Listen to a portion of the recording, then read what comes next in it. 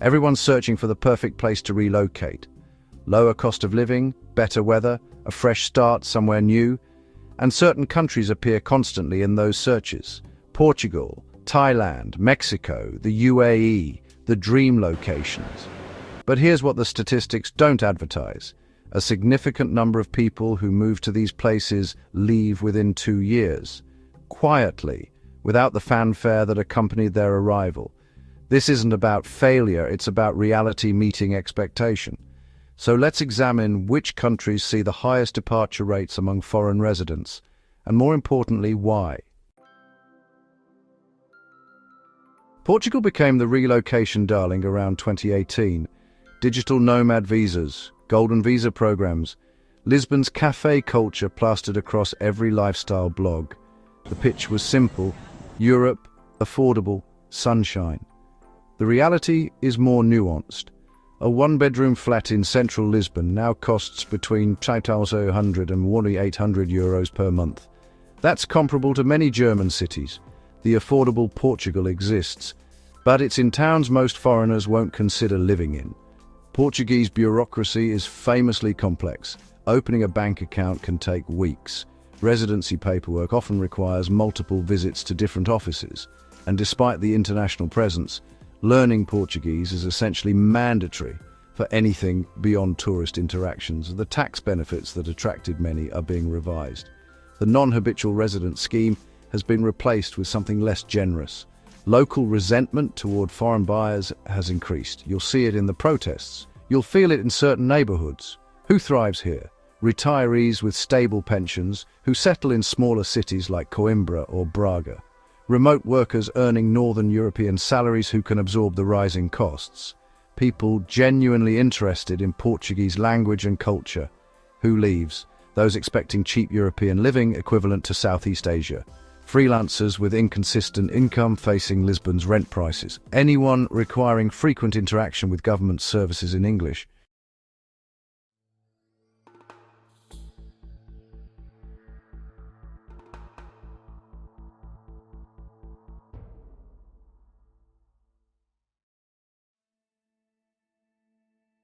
Thailand has hosted foreign residents for decades. The infrastructure exists, the visa options are plentiful. Bangkok, Chiang Mai, and the islands all offer different versions of the expat dream.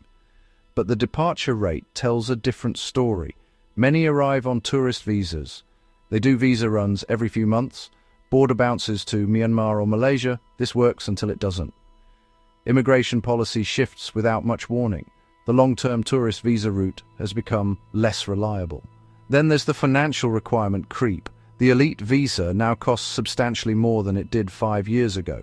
Retirement visas require 800,000 baht in a Thai bank account. That's roughly £20,000. It must remain untouched for specific periods each year. The cost of living has risen, not dramatically, but enough that the gap between Thailand and southern Europe has narrowed. A decent flat in central Bangkok costs 25,000 to 40,000 baht monthly. That's £600 to £1,000. Add utilities, transport, food and visa costs. You're not living on £800 a month anymore. Healthcare is excellent, but it's private. And it's not included in most visa schemes. Who stays? Retirees with proper retirement visas and adequate savings. Long-term residents who've built businesses or relationships over many years.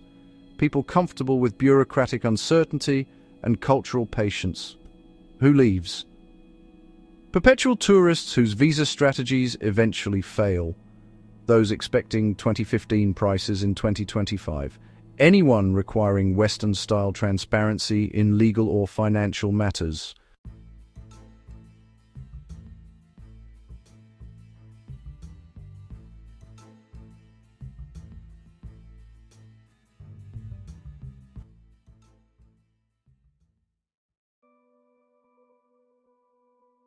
Mexico's appeal is obvious for North Americans. Proximity, no time zone chaos. Increasing numbers of remote work visas issued. Cities like Mexico City, Playa del Carmen, and San Miguel de Allende have become digital nomad centers. The departure rate among foreigners is surprisingly high. The reasons vary by location. In Mexico City, rental costs in popular neighborhoods have doubled since 2020. Condesa and Roma now rival many US cities. A one-bedroom in these areas costs 20,000 to 35,000 pesos. That's 900 to 1,600 pounds monthly.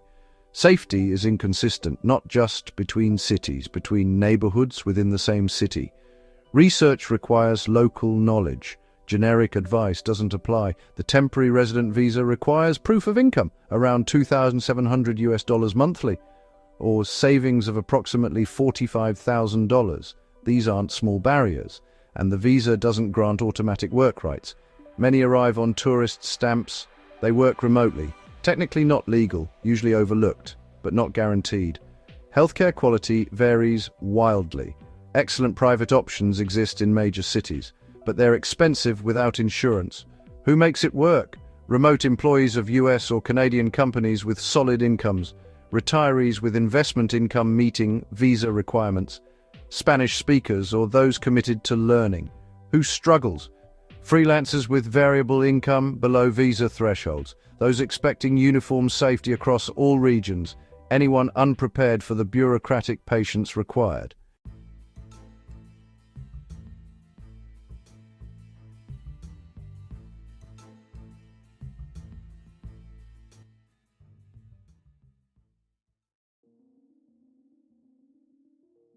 Dubai and Abu Dhabi market themselves as global hubs.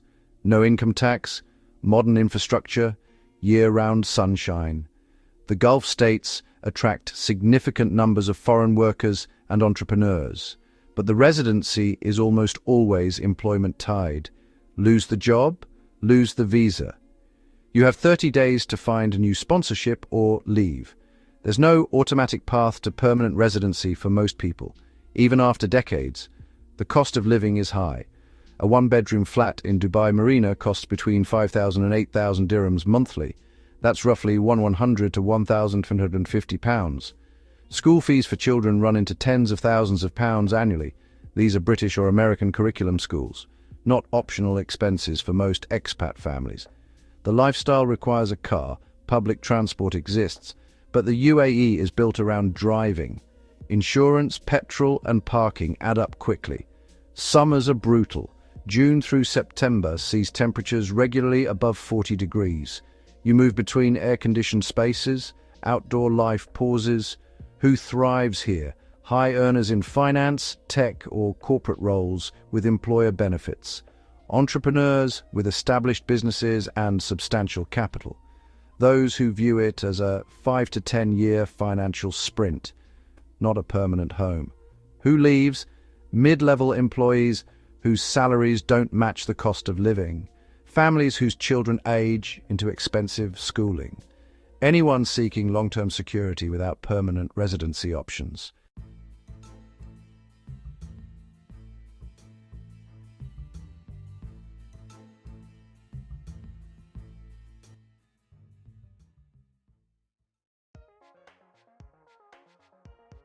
Costa Rica brands itself as the stable, safe, Central American option. Pura Vida, ecotourism, a sizable expat community, particularly from the US.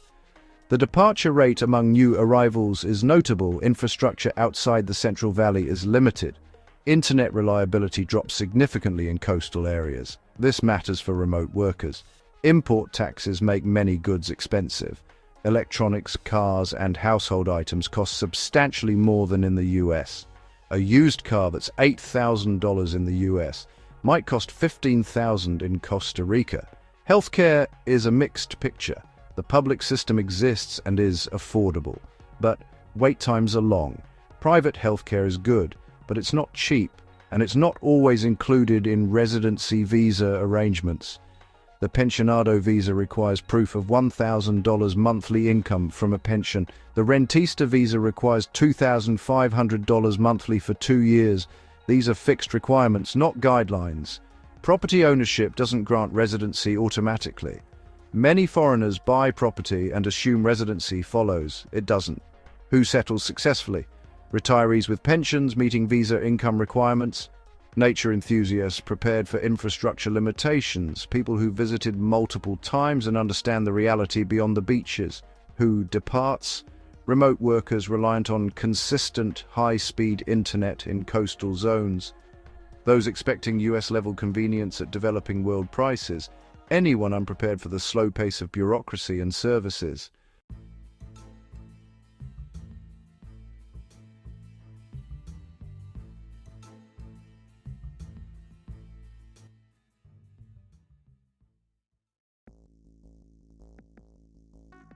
Bali occupies a unique space. It's not a country, but it functions as its own relocation ecosystem. The digital nomad capital for many years, the departure rate is among the highest anywhere. Visa regulations change frequently. The social visa allows 60 days, extendable to 180, but it requires proof of funds and a sponsor. The new digital nomad visa exists, but it's costly and comes with tax implications not always explained up front. Many people cycle through tourist visas. This works until immigration decides it doesn't. Enforcement is inconsistent. That's the problem. Infrastructure struggles during peak season. Traffic in Canggu and Seminyak is gridlocked. Internet drops during rain. Power cuts happen. The cost of living has risen sharply. A villa that cost $400 monthly in 2019 now costs $900 to $1,200. Western food and imported goods are expensive. You can live cheaply, but only if you live like a local. Most long-term foreigners don't. Who stays long-term? Yoga instructors, surf coaches, and hospitality workers with established businesses. Those with Indonesian partners navigating spousal visas. People content with visa uncertainty and seasonal chaos. Who leaves? Digital nomads expecting reliable infrastructure for client calls. Those seeking visa stability and long-term planning capability. Anyone unprepared for the gap between Bali's image and its operational reality.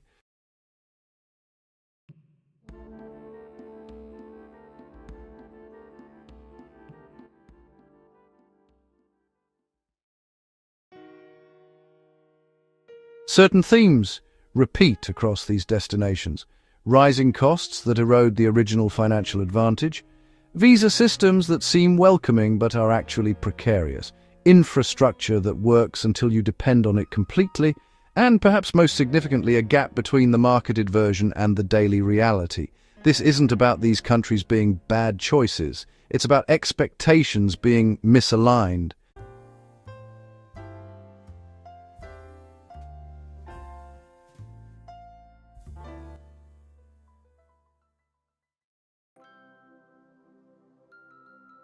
If you're considering relocation, visit first. Multiple times, in different seasons. Rent before buying. For at least 6 months. Speak to people who left, not just those who stayed. The ones who stayed are optimists. The ones who left have different information. Calculate costs honestly. Include visa fees, healthcare, pension contributions if applicable, and the hidden expenses that only emerge after arrival. Understand the visa pathway completely, not just year 1, year 5, year 10. Does permanent residency exist? On what terms? None of these countries will suit everyone, but they suit specific people very well. The question isn't whether Portugal or Thailand or Mexico is a good relocation. The question is whether it's a good relocation for you, with your income, your risk tolerance, your lifestyle requirements. The people who leave quietly aren't failures. They're often realists who tested the dream against the spreadsheet and made a different choice. That's not defeat, that's information. Use it. Please like and subscribe to the channel. Thank you.